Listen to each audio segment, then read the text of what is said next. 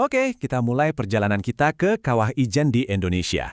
Ini adalah sebuah tempat yang penuh dengan kontras yang luar biasa ekstrim. Gimana nggak? Di sini tuh keindahan alam yang kayak surga itu berhadapan langsung dengan salah satu pekerjaan paling berat yang ada di muka bumi. Jadi gini, di satu sisi Kawah Ijen itu surga banget buat para turis. Mereka datang buat lihat fenomena api biru yang, wah magis banget deh. Tapi di sisi lain, tempat yang sama ini adalah neraka buat para penambangnya.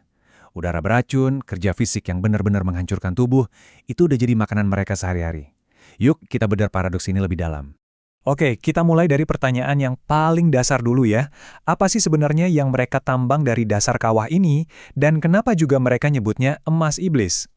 Yang mereka ambil itu sebenarnya belerang, tapi orang-orang di sana punya nama khusus buat belerang ini, emas iblis. Dan julukan ini pas banget, warnanya emang kuning keemasan, cantik gitu. Tapi buat dapetinnya, para penambang ini bisa dibilang harus menjual kesehatan, bahkan nyawa mereka, cuma demi upah harian. Yang lebih mencengangkan lagi, metode nambangnya ini sama sekali nggak berubah dari dulu. Sejak tahun 1968, semua proses penambangan di sini itu sepenuhnya pakai tenaga manusia. Nggak ada mesin, nggak ada teknologi modern sama sekali. Cuma otot manusia yang diadu sama ganasnya alam. Nah sekarang, ayo kita lihat lebih dekat lagi, gimana pekerjaan ini secara brutal mengubah tubuh manusia jadi semacam mesin, dan harga apa yang harus mereka bayar untuk itu. Coba deh kalian bayangin ini. Setiap penambang itu mikul beban belerang antara 70–90 kg. Seringkali itu lebih berat dari badan mereka sendiri loh. Dan mereka cuma pakai keranjang bambu sederhana yang neken pundak mereka terus-menerus. Beban seberat itu nggak diangkat di jalan yang datar ya. Para penambang harus bawa beban itu sambil mendaki jalur yang super terjal sejauh 3 km buat keluar dari kawah. 3 km, nanjak, sambil mikul beban seberat itu. Dan ini bukan sesuatu yang mereka lakuin sekali doang. Setiap penambang itu bolak-balik ngelakuin perjalanan ini minimal 2 kali, setiap 1 hari. Jadi ini bukan lagi sekedar kerja keras. Ini udah kayak siksaan anatomis. Lama-kelamaan, tulang punggung mereka itu bisa melengkung secara permanen. Otot-otot mereka rusak parah. Tubuh mereka itu, ya, secara efektif diubah jadi mesin pengangkut biologis. Sebuah alat yang murah, tapi pada akhirnya pasti bakal hancur. Kalau penderitaan fisiknya aja udah ngeri banget kayak gitu, ternyata ada ancaman lain yang jauh lebih mematikan. Dan ini nggak kelihatan sama mata kita, yaitu udara yang mereka hirup setiap detiknya. Udara di dalam kawah itu isinya racun. Konsentrasi gas sulfur dioksida dan hidrogen sulfida di sana bisa mencapai 40 kali lipat di atas ambang batas aman. 40 kali lebih beracun dari yang seharusnya bisa ditoleransi sama tubuh manusia. Kebayang nggak? Akibatnya apa?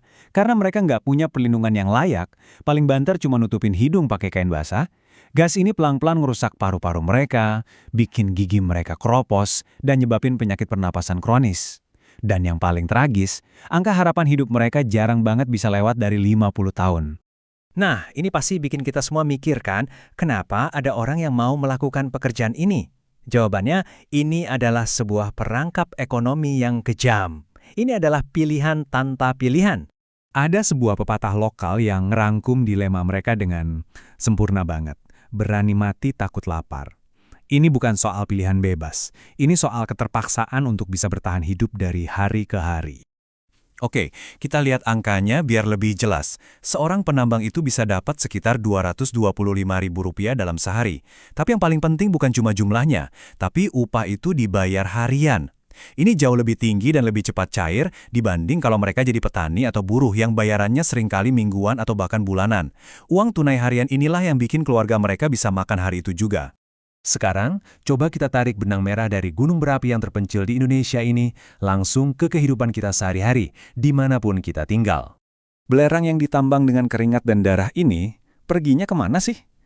Ternyata, jawabannya ada di banyak produk yang kita pakai setiap hari. Gula yang kita konsumsi, beberapa jenis kosmetik, sabun, sampai korek api. Ada garis lurus yang nyambungin penderitaan para penambang ini sama kenyamanan hidup kita.